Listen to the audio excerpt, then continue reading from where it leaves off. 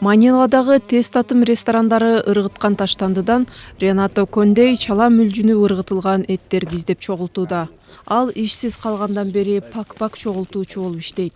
Sa isang linggo po pag nakapag Кожоюнум мен чогултуп барган эттерди саткандан кийин мага жумасына $6 берет. Бул бир аз болсо да үй чыгымдарын төлөөгө жана күрүч сыяктуу тамак аш сатып алганга жарайт.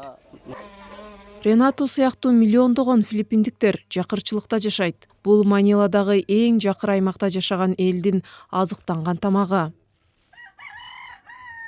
Бул жердеги ресторандын ээси Норберто Лусион таштандыдан чогултулуп келген этти сатып алат. Анын болгон мүмкүнчүлүгү пак гана сатып алууга жетет. Этти бышыраардын алдында Норберто алгач эттерди сөөгүнөн ажыратып алып, кийин аны жууп алат. Эттин сасык жытын кетириш үчүн ал өтө жыттуу чөптөрдү жана татымдарды кошуп бышырат.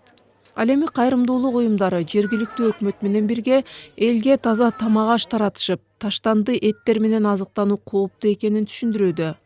Берметтер аттуу долбоор чала азыктанган балдарды күн сайын тамак аш менен камсыз кылып келет. Эгер сиз жөн гана балдардын жашынан байкоо салып, өздөрүнүн жашын канчада деп сурап билгениңизде, алар өз жаш курагынан алда канча кичинекей экенин түшүнөсүз.